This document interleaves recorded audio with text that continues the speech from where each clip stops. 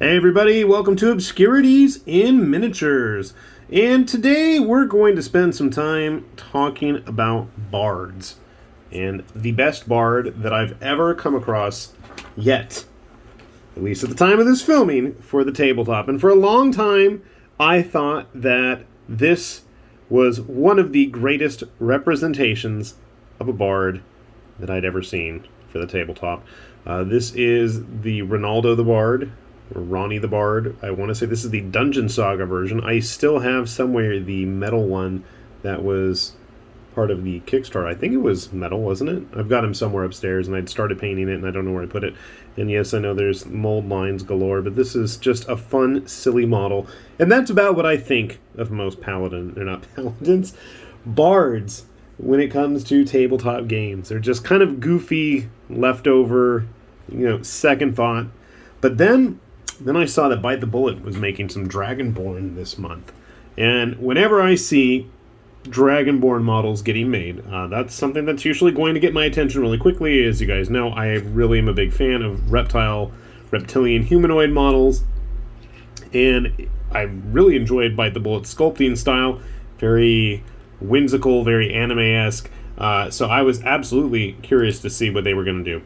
So I have to say, their first model they showed off was their Paladin Warrior type one. They had a couple of different options available for his weapons, and I liked what I saw. Now, obviously, this is not a bard yet, but detail's nice, good size. Obviously, for me, Dragonborn models should be at least a good head taller than a human for them to have maximum dragonness. With a WizKids human there. Grab a Reaper human as well. I don't know, maybe you like your Dragonborn smaller. And if you do, shame on you. I'll forgive you this time. You can see he stands pretty bulky, pretty big, pretty imposing, as he should be. But that wasn't the bard. So the next model they released, they did some other classes, but I didn't really pay attention to that. But then finally, when I saw the 3D renders of the bard, I was like, holy crap, I have got to get that guy printed. And unfortunately, Ronnie the Bard, you've been dethroned as the coolest bard for the tabletop, because this is the most ridiculous, metal, awesome bard I've come across. Now, that isn't an axe he's holding, that is his guitar axe, and I know it's really hard to see, but there are strings there. You can see the little prongs for tuning it. This is what I expect out of a bard. Unfortunately, he didn't print right. You'll notice right here that his axe gets kind of weirdly bent and warped, and he's missing one of his claws. Otherwise, it's a decent looking print, but I wasn't satisfied. It just wasn't big enough. When I think of, heavy metal, I expect big, loud, larger than life. So I blew the model up to about 120%. And this time I'm happy with the results. For one, his axe is in one piece. Another, he actually has his claws where he should be. I mean, he doesn't look like your typical interpretation of a bard. He's got big old fighting claws on one hand, spikes everywhere, skulls. I thought I saw a skull somewhere. Maybe I'm mistaken. Maybe there wasn't a skull. I'm thinking of something else. But definitely there's horns, spikes, claws. This dude looks ready for battle, and yes, that's about the size I wanted to see him. We're going to have a metal dragon hero, then he needs to look the part. And then I thought, you know what, well, I've got some other Dragonborn type heroes, like from Artisan Guild. I think he's in pretty good company here. Actually, for the most part, all of the models are going to be in really good company if you have access to the Artisan Guild Dragon people. They're a bit more draconic, a bit more refined in terms of what they're wearing and what they've got. And I did manage, even though I broke this, I did print up one of their wizards. I've got plenty of mage types for Dragonborn, so I didn't bother, but I thought this mage kind of conjuring up a snaky apparition type thing was kind of cool. And I appreciate the dimorphism there between the two of them a little bit more now. Grabbing an actual Dragonborn model, if you guys are curious. If you don't goof around with the sizes, like I did to have the most epically metal bard of the lands. You could see here that, I mean, yeah, they're a little bit taller, but I'm okay with that. I like having big dragon people, but that's just me. Also, out of curiosity, this month they had a exotic, and by exotic, they have a very unclothed or partially clothed tiefling, which I thought came out kind of cool. I like the claws.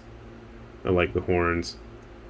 And yes, if you're interested, they have a version you can print minus most of the clothing bits she's got on. Me, I'd rather have her somewhat dressed, and I actually managed to squeeze her onto a 20mm base, which I thought was kind of surprising. Same thing with the wizard right here, whereas the awesome metal bard is going to be on a 40. You could probably squeeze him on a 30 or 32mm base, but why? Why not go big? Go big or go home.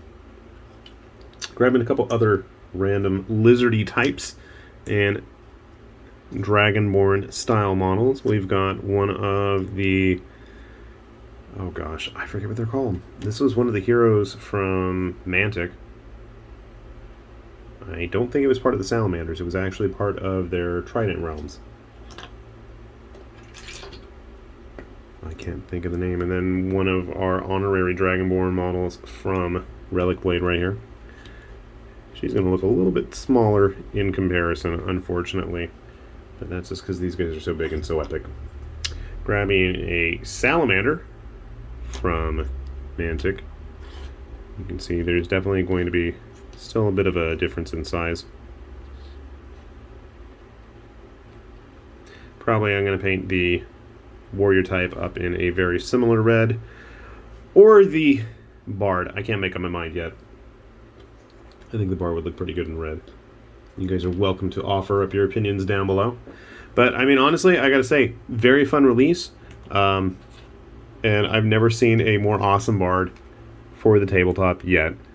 So, kudos to Bite the Bullet for coming up with such a ridiculously fun model. I appreciate it. And it feels like it spoke to me on a level that very few bard models, period, have ever spoken to me. I just thought this was one worth sharing for everybody. I know obviously this is going to be probably on my mini factory by the time most of you are seeing this, since I am so slow at posting things.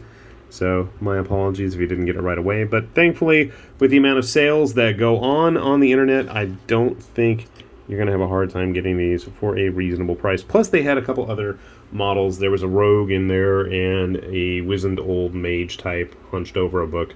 But that just didn't interest me as much as the metal looking bard here. So we'll put a link down below to Bite the Bullet's Patreon page as well as their My Mini Factory page, and hopefully you guys can find something there that you enjoy almost as much as I do with this guy ready to rock out. So yeah. With that said, this has been High Lord Tamberlane with Obscurities and Miniatures. Say thanks for watching and see you back here soon. Bye-bye.